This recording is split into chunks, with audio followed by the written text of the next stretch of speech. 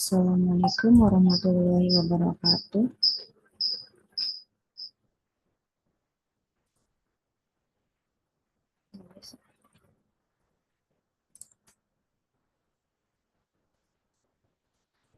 Perkenalkan,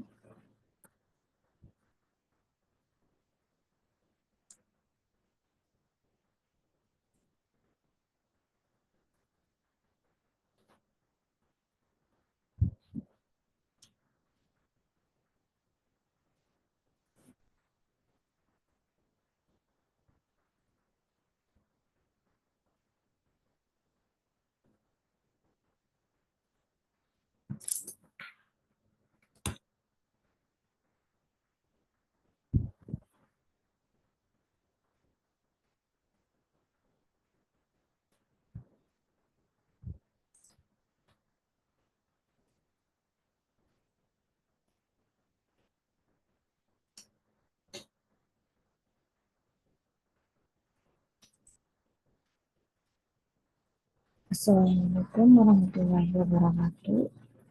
Perkenalkan, nama saya Siti Fatimah. Di sini saya dari PJJ Akuntansi. Di sini saya akan menjelaskan hasil UAS perilaku organisasi dengan judul komunikasi dalam organisasi.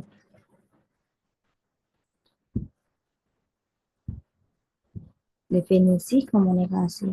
Komunikasi adalah proses pertukaran informasi, gagasan, dan pikiran antara individu atau kelompok dalam organisasi. Tujuan komunikasi ialah untuk meningkatkan kepahaman, membangun hubungan, dan mencapai tujuan bersama.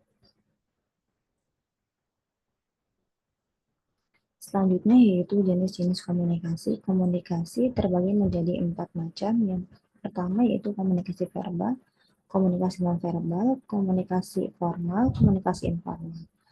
Komunikasi verbal yaitu komunikasi yang digunakan dengan kata-kata, baik lisan maupun tulisan. Komunikasi yang kedua yaitu komunikasi nonverbal. Komunikasi yang tidak menggunakan kata-kata seperti bahasa tubuh, ekspresi wajah, dan kontak mata. Komunikasi yang ketiga yaitu komunikasi yang dilakukan melalui saluran resmi seperti rapat, laporan, dan memo. Komunikasi yang keempat yaitu komunikasi informal. Komunikasi yang dilakukan melalui saluran yang tidak resmi seperti gosip, rumor,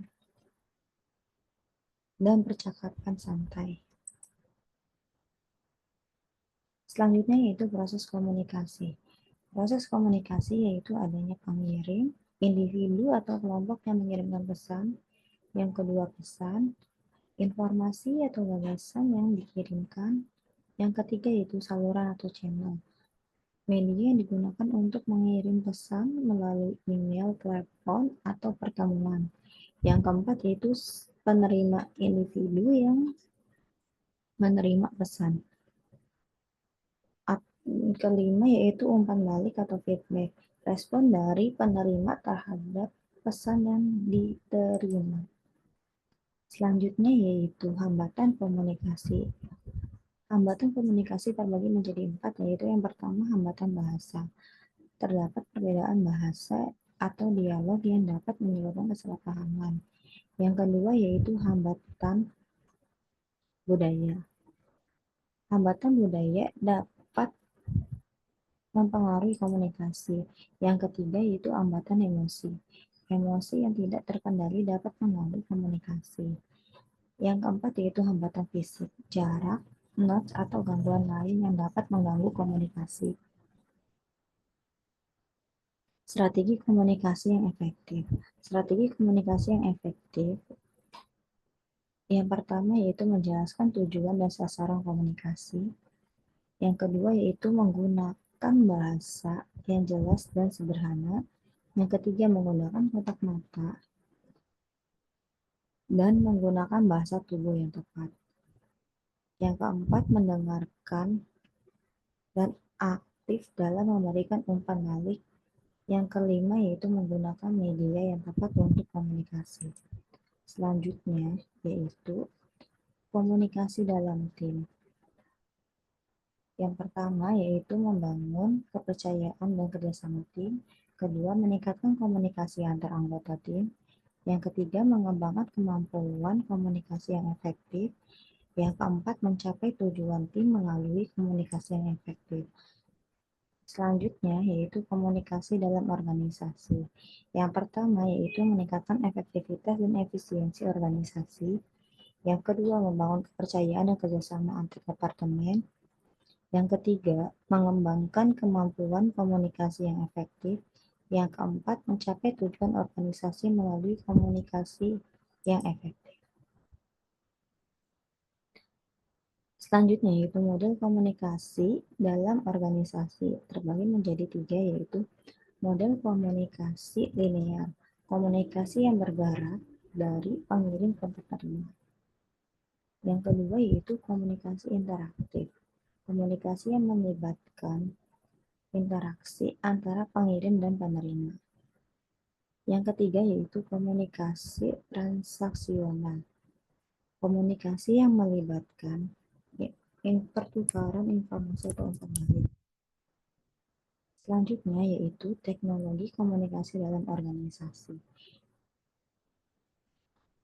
Adanya email, telepon, video conference, media sosial, dan aplikasi komunikasi instan lainnya. Selanjutnya yaitu etika komunikasi dalam organisasi. Yang pertama yaitu kejujuran dan transparansi. Yang kedua, menghormati privasi dan kerahasiaan. Yang ketiga, menghindari komunikasi yang tidak etis. Yang keempat, menggunakan bahasa yang sopan dan hormat. Kesimpulannya yaitu komunikasi adalah proses pertukaran informasi, gagasan, dan pikiran antara individu dan kelompok dalam organisasi. Komunikasi yang efektif dapat meningkatkan keefektivitasan dan keefisiensi organisasi. Sekian dari saya. Mohon maaf bila ada kekurangan atau kesalahan. Wassalamualaikum warahmatullahi wabarakatuh.